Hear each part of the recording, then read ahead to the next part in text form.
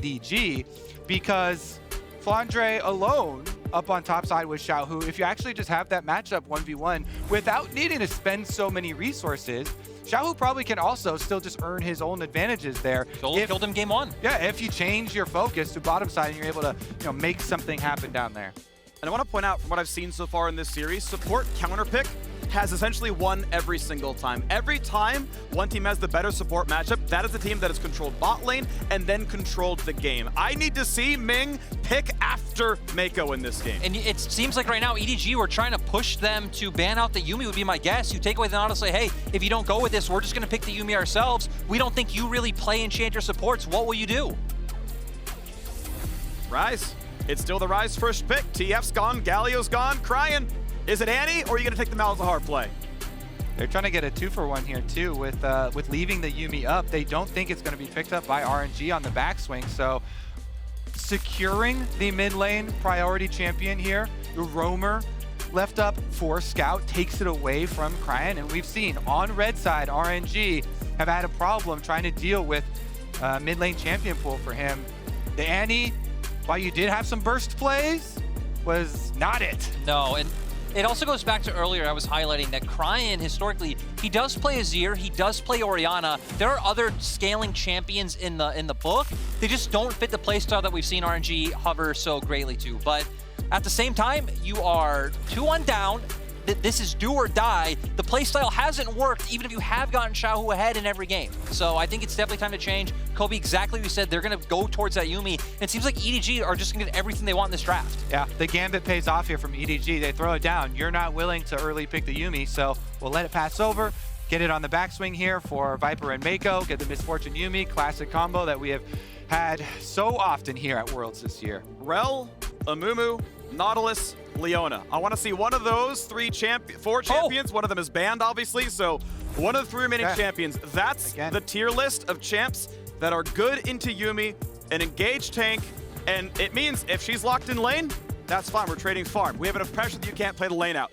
Or I roam, and you're still locked in lane. Ming is a phenomenal Rel player. He's actually one of the people who've gone back towards it consistently. The thing I really just don't like about Rel is when you're facing such long-range champions, it can be very hard to find those consistent engages. Rel does really well against low-range comps, so you can hit multi-man ultimates.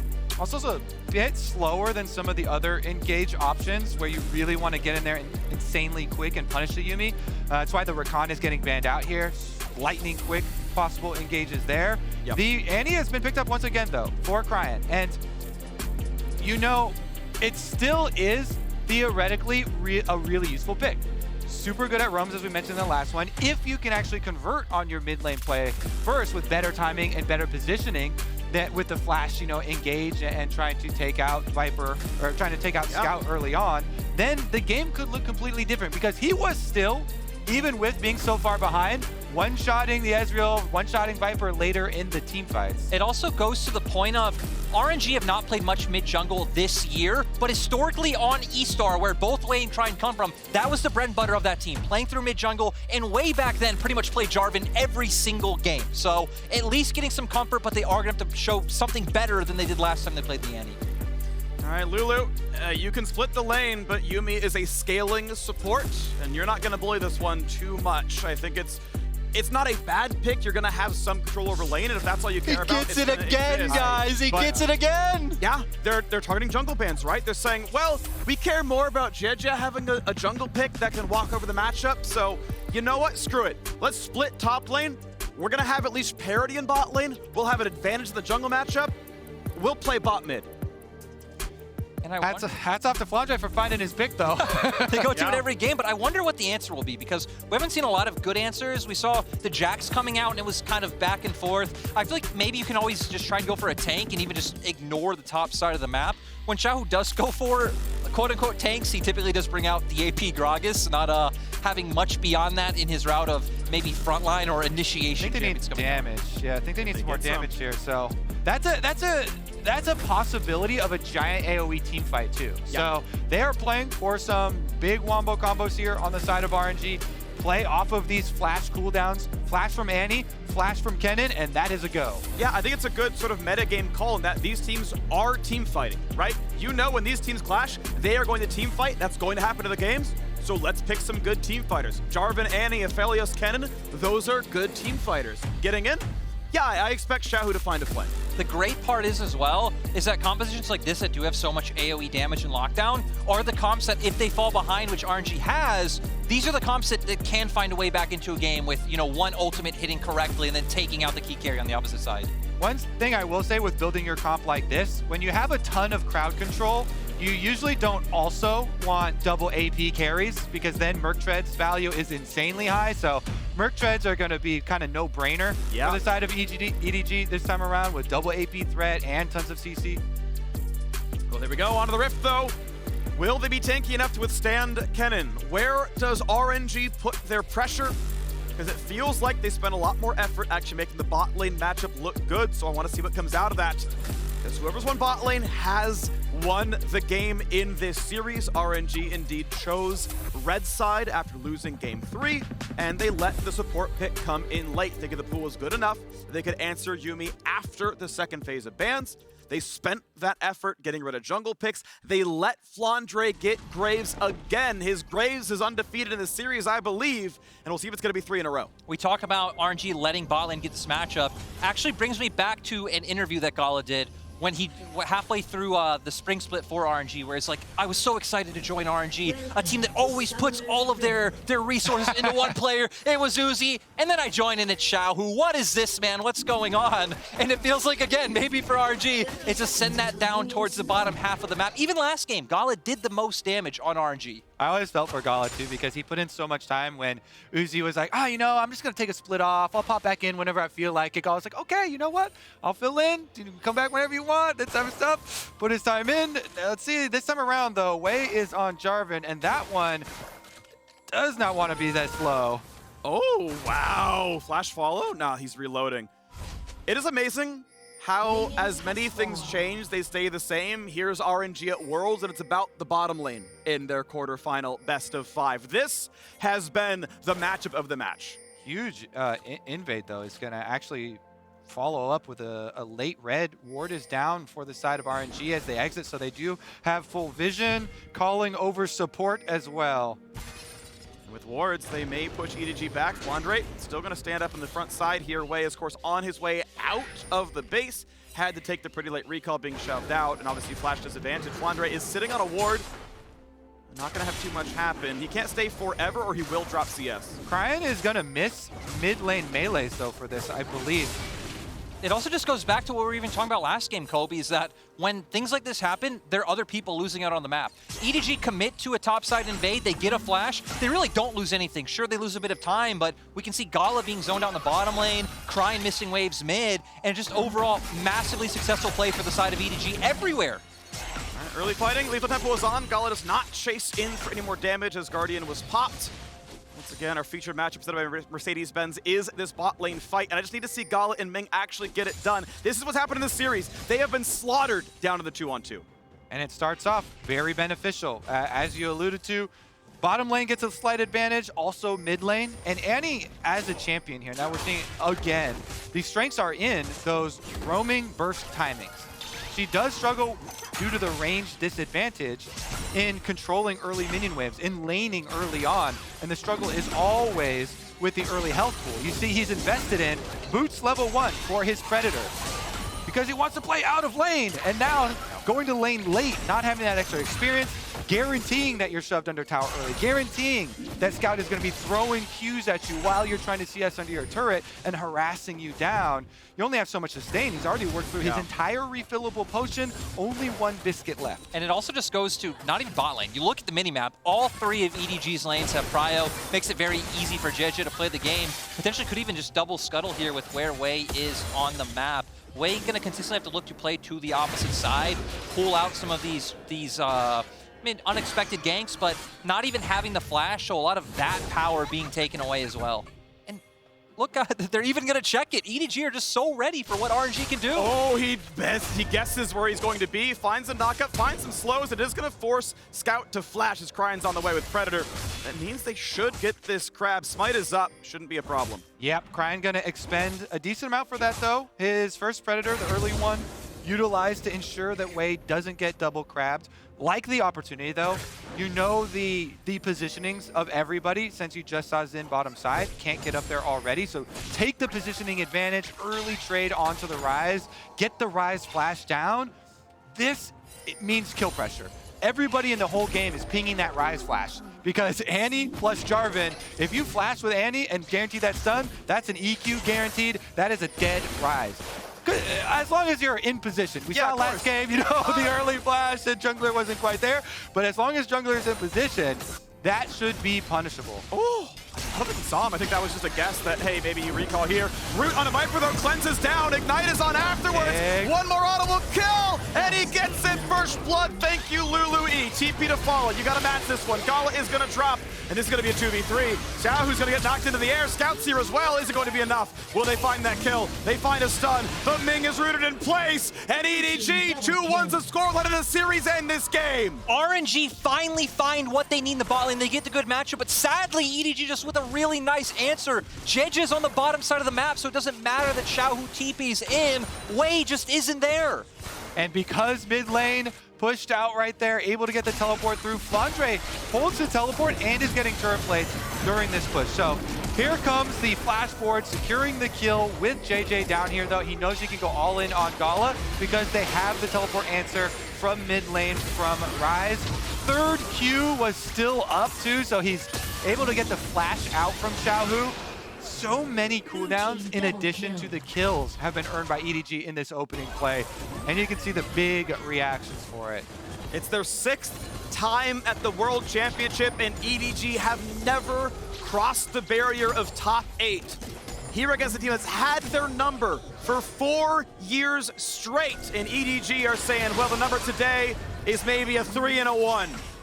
Looking so far so good, 600 gold up in what could be the last game of this quarterfinal. And EDG are showing why they were the LPL champions in Summer Split. They're just taking down favorite upon favorite. Slash to get away. Anyway, certainly not ready to stop and lose this game. Yeah, that was a very risky attempt there by Jiejie, and rightly punished by Wei, because bottom lane was already up in the river for RNG, so definitely a lot of position for collapsing there on the side of RNG. Wei just living down here, though, is still level 4. They can't kill the ward off. It's a nice make it rain, and it's way down a level under Jiejie. Yeah, he's one camp away, but he's still 4 right now, and that means you don't have power to fight. Sorry, a 3-on-3 is not in your favor. Even down that extra Ruby Crystal. Look at Flandre and Jiejie on the map, though, trying to set something up on Cryin, but the movement speed from the shield, the flash, he is completely fine. Yeah, key communication there by Xiaohu saying there's a roam timer right now for Flandre. Left top side, I'm going to be pushing it out. Easy for Annie to just back off there. And he does have another Predator active coming up at level 6. This is the point where Annie really wants to get her first kill. Level 6, flash available, Predator coming up very quickly with level 2 boots. I want to see which side they actually try and play towards, because bottom side, Viper's Cleanse is coming up quickly, but he won't have flash, and Yuumi won't have either summoner. Another big thing is Flandre also has TP, so if you commit to that side, Flandre can come down, but Xiaohu can't. We have seen Flandre just pretty much completely in control of the top side of the map so far. Though, with ultimates up, it feels like this would finally be a time where RNG can look to try and set up a kill on Flandre if they are afraid of that TP play coming on bot. Yeah, it could be top side because jungler top side right now and slow push building on top side. After this push out, definitely has a roam opening. Bottom side going to relinquish control. They're going for it. Yep. Slow pushing on the top side, but Cryin is spotted by the edge of that ward, I believe. Yeah, and actually just managed the spot away as well. You would know with him there, there's going to be a stun, a flash, EQ, knockup. You know he's flashless, a bit of heal for the smite. Big damage out of the Ryze, shutdown comes in. Does Scout find a way to trade it? The problem is, Ming is under your turret. He's here, he's diving, he's dying. But it is still a kill. It's 2 for 1 and no assist on the Lulu kill. RNG are back ahead. Let me just hammer this into your head. When RNG are going to make a topside play, they bring everybody. Everybody roams up to the top side. Bottom lane roam through the tower to ensure that they can finish up with that one. Into the jungle, they do find the extra kill, but EDG off of their resets are going to have priority first. Teleport comes out very quickly from Cryin though. Yeah, so now RNG may be going to look to challenge. I mean, heck, Wei's coming back on the map. You would think they want to. Some key ultimates are down, though, so could be a bit of a rough one for RNG without the Tibbers and without the Cataclysm. Cryin TP to mid in a wave that Gala and Ming were already farming, but they want to fight for the Rift Herald. That's why. Wards are down. EDG have most vision control, but a single ward gives RNG some vision. Bullet time is good, but you can flag and drag through a route, and they're going to be safe for now. Will the Herald reset? You got to be smart with the aggro. You got to make sure Jiejie is the one who tanks it the whole way, or it's going to reset. It'll be in smite range. Who's going to win? It's going to be stolen. Wei wins a smite. Exhaust keeps Kennen at bay. They don't get any damage. And it's time for Zhao to run backwards. Andy not going to find a stun. Viper going for shots at the Cryin, but not going to find a kill just yet. RNG trying to run away. Again, they got the Herald prize. Scout, safe to put in a bit of damage, finds another route, looks for a bit more. Not gonna get it just yet, and it's time for RNG to walk backwards. The Scuttle Crab gonna be claimed. EDG with a consolation prize. They do push them out towards the top side of the Herald though, so Dragon transition could have been open. They're going for blue buff possibly here instead, not even gonna hand it over to Ryze. I do gotta say though, I feel like the biggest win just has to be Wei winning the smite, because you were hitting on Kobe, you're a former pro jungler, like, I just don't know how he comes back. He's back in it. Confidence booster. And we are going to see here, going to go straight into the replay. RNG were obviously setting up for this play top. They realize they're spotted, but that also means they spot out where Jiejie is. Instant Tibbers into the Cataclysm. This did look pretty dicey. Scout is actually getting out some good damage, but like Kobe, like you just said, RNG bring everyone top when they look for these plays. Ming wanting to make sure that no one does go down to Scout, does commit, ends up going down, but still RNG pick up more than they lost in that play. 600 gold is RNG's lead. After how bad the last two games looked, the early games were catastrophic for them. Feeling a bit better. We know their team fighting is outstanding. We know they can fight from a deficit. Fighting from a win, from a lead, is how they won game one. See if they can make that one happen. Bot lane, equal in CS. Lulu able to at least equalize what Yuumi puts in the laning phase, and it means they are not bleeding out down there. The question is going to be the Yuumi scaling. Gala not quite rooted in place. Out of the turret they go. Neither team has taken turret plates. There is no accelerated Viper in this game. We'll wait for what the team fights give us, as the Herald still waited to be summoned, held by Ming. He'll get the gold from plates when it's summoned. No dragon taken just yet. I'm still hung up too. It was an interesting call from EDG and Jiejie to take his own second blue. It's quite rare when Ryze does benefit from having the blue to be able to continually push in Annie to get first roam. But it has allowed Xin to catch up a bit here, as you know the early lead was jumped out to there by Wei in CS discrepancy, farming just a little bit quicker. So he was able to full cleared from blue all the way down to red as well, come right back out off this purchase by his core drinker, so they can actually match mythics and not be behind on completion for the dragon fight, plus double buffs. Also seeing RNG doing a nice job of controlling bot side. One of the benefits of having something like Lulu as compared to the Yuumi, right? Yuumi can't just walk by herself through jungle, through river. You gotta wait, link up with your jungler first. And RNG gonna look to start this dragon. Both top laners do have TP and both have ultimates. Cryin has flash, Cryin has ultimate. He's ready to use them. See if that red Predator icon pops up. They'll be willing to go for it. Looks like no play right now. Herald summoned to the bot lane as, actually it's EDG zoned off. Flandre getting some good damage into Xiaohu. Ult's gonna knock him down to 200 health. And now it's a 5v4, there's a TP play to be had. So, Wei gonna spot Jiejie. He's in a 1v3. Easy flag and drag away, and that's gonna be 3 plates taken down to the bottom side. Ulti popped. Bullet time gonna force him out as well. And here comes the flash to engage. Ming knocked up, flash into safety. Graves is here. Here comes the flash in for Scout. Cannot find the route just yet. Ult comes in. Is it enough damage from Aphelios? The health bars are low, and yes it is. RNG do not want to lose this series. They're looking great in game 4. Jiejie goes down. You might as well type GG in all chat. This bot lane's looking good. 5 versus 2. You bring the whole crew. Viper's flashed a bit too early. Wei drops aggro. That is an unofficial ace out of the turret. RNG came to play. And this is exactly what RNG needed if they wanted to keep life in this series. Amazing job kiting out the bot lane re-engage coming from EDG. I am surprised that EDG weren't the ones able to take it though, because Flandre forced Xiaohu on the top. He should have been able to TP in first. We're gonna wait for the replay to see why Flandre's teleport was so late. The Graves arrived quite late into this one. Let's see. So after forcing the Kennen back, he's just pushing on the top wave plate. But everybody, starts flashing to chase here for EDG. So first teleport is Ryze, and they think they've got Ming. But then they commit these flashes to chase over, and they still don't have Flandre. So teleport channeling already from Kennen, even though he was forced back to base, he's the first one that arrives, and that makes a world of a difference. And it feels like the whole point of playing aggressive in that top lane to force out Xiaohu from turret is being able to move first. So again, just communication from EDG not on point, and sets up for this scenario where RNG still at 5-man strong and can commit for the redive. This is one of those rare situations where we did see different game plans. Oh, stopped by a stun. And no way out. Yeah, the game plans, Kobe. Flandre is getting turret plates top off the Kennedy forced out. And EDG's like, you're getting turret plates? Nah, you're TPM bot lane. Let's go. We're flashing onto him. It's like, just take the gold. Yeah, Flandre wanted the call to be, I just pushed him out. I want to get paid on topside. Please let me play for myself. But the team was already flashing forward for the chases. And you could see the coaching staff for RNG just popping off in that one. Actually so excited for the comeback here, because if they can take this early lead, and it looks like they will be able to snowball, they've got the utility to do it. Annie, again, Predator available, Flash available, you know, has ultimate ready. They should be able to snowball very effectively here with the giant AoEs that they do have. Looking like they can push this to game number 5. Looking like they can keep on with the tradition of beating EDG. I feel like it's so nice to see as well, you mentioning coaching. Oh, they stop him! Flandre's dead. That's going to be a man stun. That's a man with only a little bit of MR. He's got a shield bow. He's got a flash. He's been red buff slowed, though, and Wei's going to renew that one.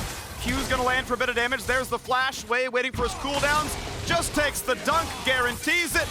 Flandre burned a 5-minute cooldown just to get ulted. Yep, Flandre goes down. EDG at least are making the cross-map play, so they're going to get Herald. They might get topped as well. Looks like RNG might be able to have enough pressure to take mid-turret if Wei and Xiaohu started roaming, but looks like Xiaohu instead will go for the recall, but RNG getting another objective. Yeah, I mean, after that play, it honestly looks like they just completely tilted off that miscommunication.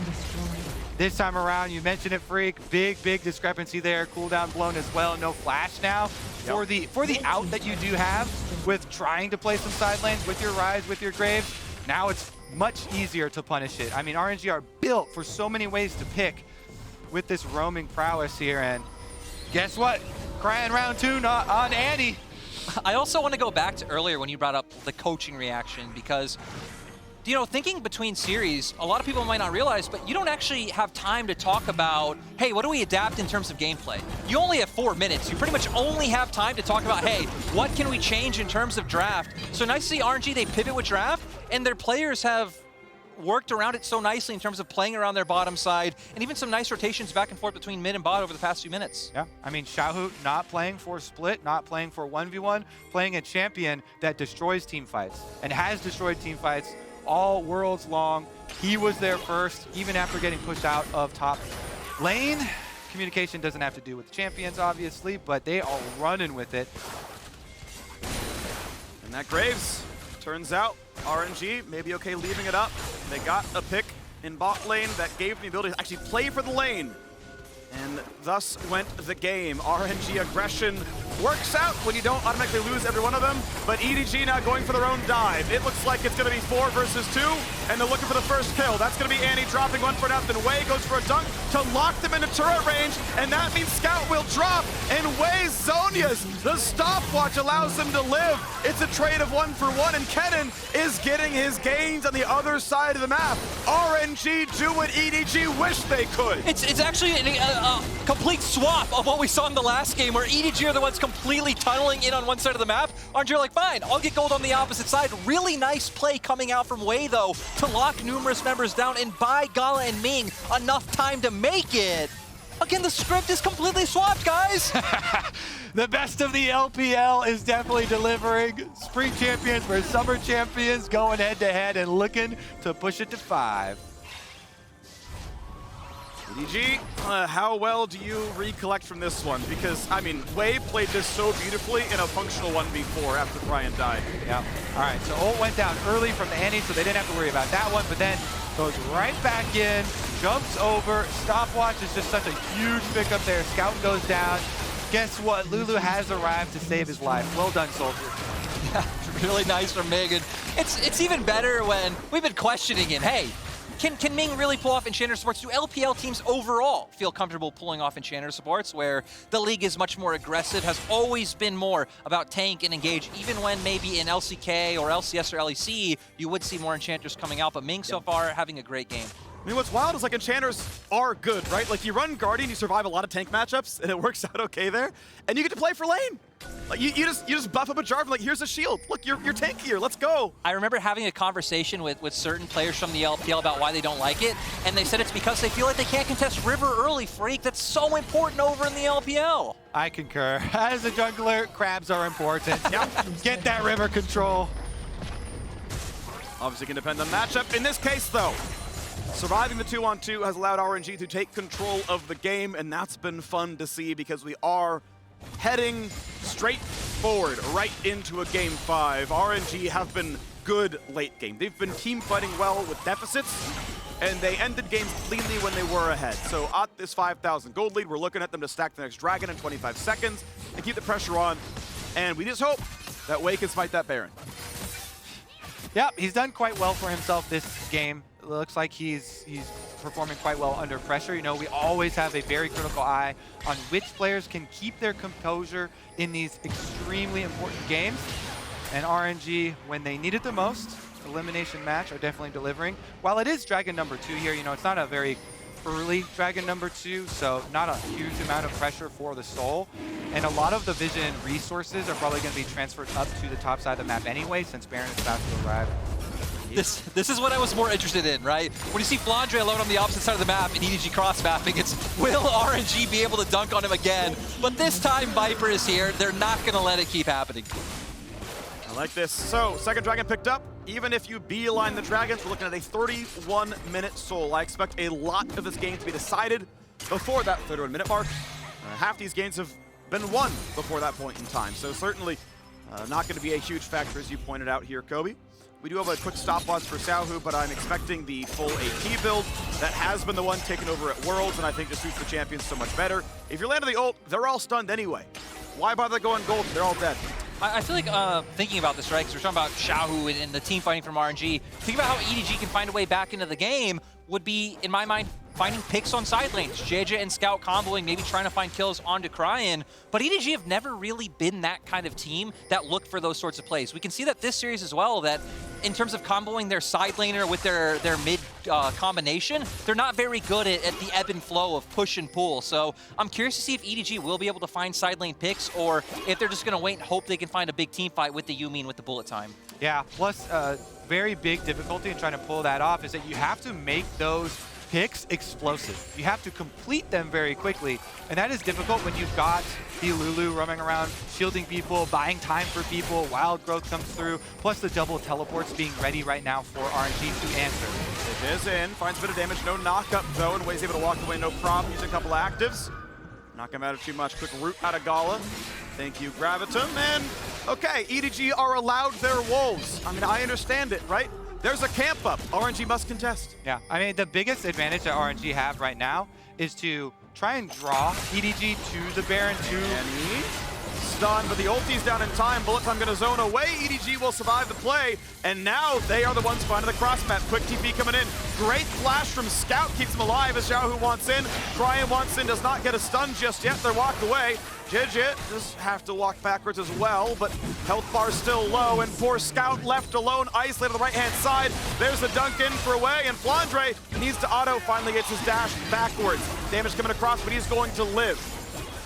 Cryin just always has Xiaohu's back. Say what you will about some individual plays, say what you will about his laning, but this man always has his teammates back, teleports in for the counter. Yeah, and it goes back to something that we've been hitting on a lot, right, is like communication between team and planning out these plays, that RNG are always ready. No matter if their draft has kind of been hampered by champion pool issues and the early game hasn't gone so well in certain games, in terms of like communicating and reacting on the map, they've definitely been very good at that throughout the series. And for RNG, it feels like they're just going to be able to continue to bring this home. We are going to see what EDG were looking for. Realm Warp does come out. Makes sense trying to find this pick in bot side while the overcommit did come out in mid lane. But Xiaohu instantly flashes in, goes for the ultimate, finds the stun. And like you said, Cryin is a true homie. TP's in instantly. And with the other members of RNG cutting through mid, it separates Scout and allows them to just focus him down and find this kill. Xiaohu specifically and RNG have had so much experience in defending split push plays like that, because Xiaohu splits so often like this, They are always looking for the turn, looking for the opener. You know, yes, you're trying to disengage and avoid damage while you're buying time for the rest of the team, but also looking for the turn where you can flash in for that stun, set up the follow-up there from Cryin as soon as he arrives, and they do just that. Now to retake control of the objective, though. It also goes back to what you were saying about you need to have the damage when you're looking for side lane picks as EDG to just burst someone out immediately, right? Because they went for the right play. That's really all they have. But Kobe hit the nail on the head. They just don't have the damage to take him down. So for EDG, it feels rough in terms of win cons. And can I just add one more on top of that? He didn't even have to burn his stopwatch. Like, he didn't even get close. You thought you were close? He still has the stopwatch. And now we look at the next play. Dragon up in 1 minute. Baron alive and has been for 4. And it is RNG who own the top river.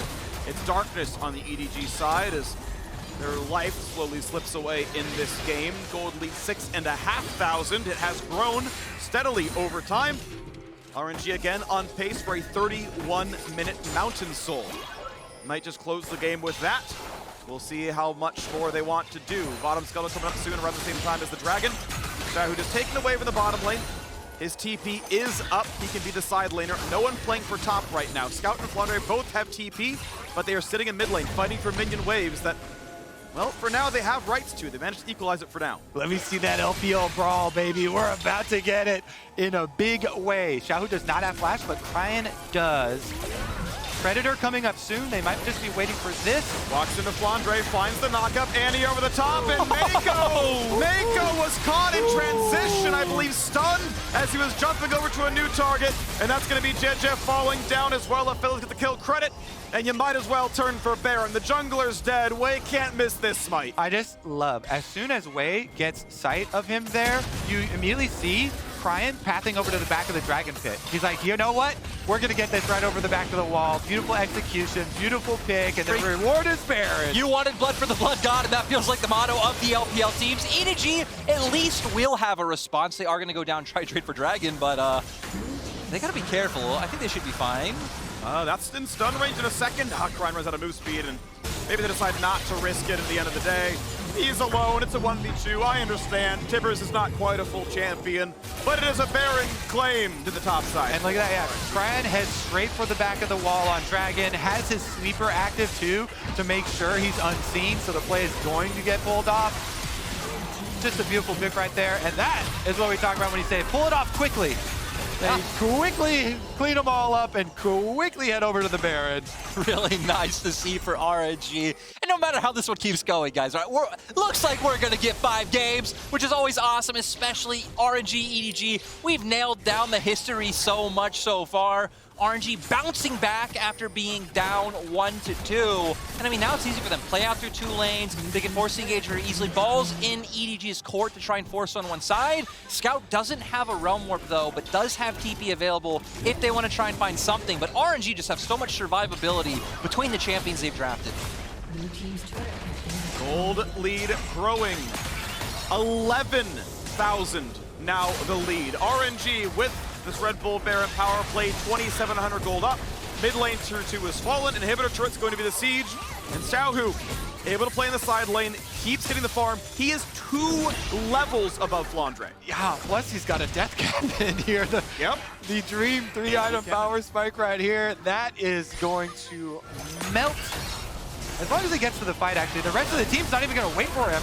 Wow, that is Annie just hitting 2 spells, and Jiejie's at half health, flashes in, bullet time, good flash away from Ming. Wei is tanky, Gore Drinker, Lulu, we're gonna lose the GA, but Viper is down. Flandre might be next. Xiaohu finally burns the stopwatch, and all the teammates are down. It is just Flandre left alone, and we are going to game 5. Dragon Soul is not needed. RNG find themselves a victory here, and they gotta wait for a wave. The Cannons are gonna put in the shots, but there is absolutely no way Graves holds this game. RNG versus EDG, we're going the distance, we're going to game 5, and we gotta figure out who's gonna make the semifinals. Amazing recovery coming out from RNG. Just all around, whether it's play, whether it's draft, the fact that they had the confidence, the trust to put Cryin back on the Annie when he struggled so heavily the last time around, he played well this time. He was syncing up with his team so well.